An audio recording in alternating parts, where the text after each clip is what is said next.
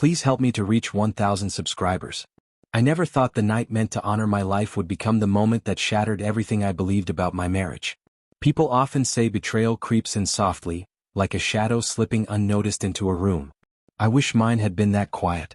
Instead, it walked straight into my birthday celebration, wearing confidence like armor, an aged leather jacket, and a stare that lingered on my wife just a second longer than it ever should have. The evening began perfectly. We arrived at the garden venue glowing under strings of warm lights draped between trees. Friends applauded, music filled the air, laughter echoed everywhere.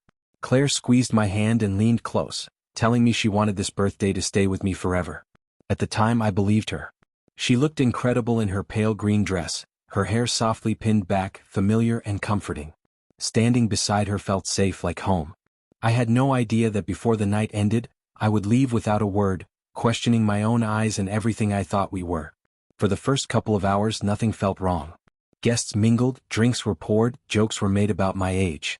Claire moved gracefully through the crowd, making sure everyone was comfortable.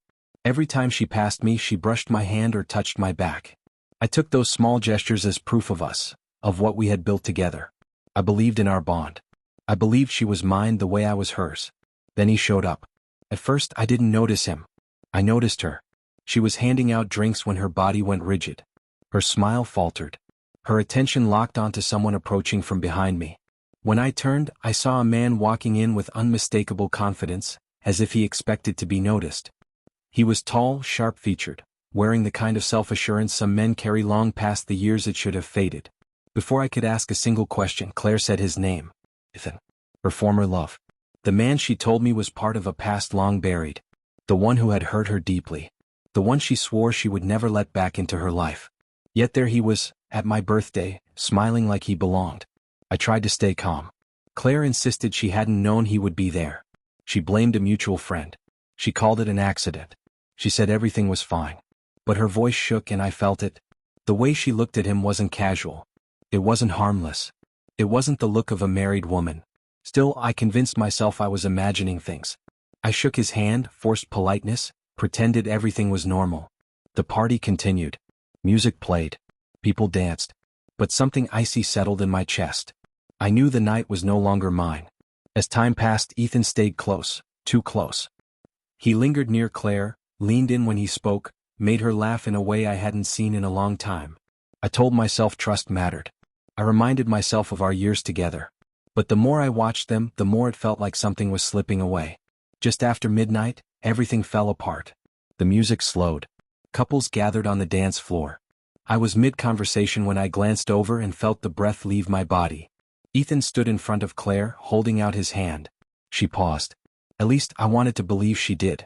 I hoped it was hesitation born from respect, or guilt. For a moment that felt endless, her hand hovered between them. Then she placed it in his. They walked onto the dance floor together. It felt unreal, like watching through water. I moved closer, hoping the scene would change. It didn't. Their bodies were already close. His hand rested on her waist. Her head leaned toward him. Her eyes closed briefly, as if she were slipping into a memory she had no right to return to. I tried to convince myself it was nothing. Just a dance. Just politeness. But I knew better. It was the way he pulled her nearer. The way her grip tightened on his shoulder. The softness in her smile, nostalgic, intimate, unfamiliar. A smile I had never seen when she danced with me. Something inside me broke. I noticed people watching. Some whispered. Some looked away. No one intervened. No one spoke. It wasn't their marriage unraveling in front of them. It wasn't their pain. I couldn't stay. I walked toward the exit slowly, quietly, without drama. Like I was stepping out for fresh air. I didn't say goodbye. I didn't turn around. The night air hit me hard. I kept walking, past the parking lot, through the gate, down the dimly lit road. My phone buzzed in my pocket, but I ignored it. I didn't want excuses. I didn't want explanations. I needed space. I needed silence. I needed the image of them dancing to stop replaying in my mind. After several minutes, I heard footsteps. Then my name. I turned and saw Claire running toward me, panic written across her face. Her dress swayed with every step, her hair falling loose. She reached for me, but I stepped back. She started talking, fast. She said it meant nothing. Said she didn't want to cause a scene. Said refusing him would have been awkward. Said she didn't expect him to pull her close. She apologized again and again. But she never said what I needed to hear. I needed her to admit she enjoyed it. That for a moment she forgot I existed. That a part of her still felt something for him. She couldn't say it. I told her I was going home. She tried to stop me. I walked past her. At the car she begged me to talk. I couldn't. I was afraid that if I spoke I'd expose the depth of the pain, the kind that makes a man lose himself. As I drove away I watched her fade in the mirror, standing alone under the streetlights.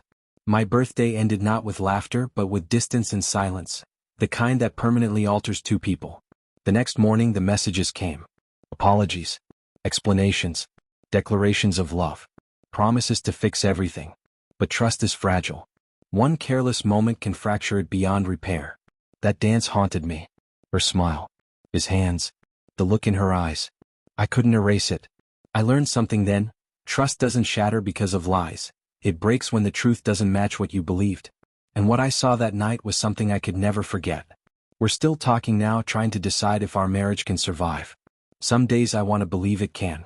Other days I wonder if walking away that night wasn't just pain, but the first step toward an ending already taking shape. All I know is this: the man who left that party is not the man who arrived. And the woman who danced with her past is no longer the wife I thought I knew.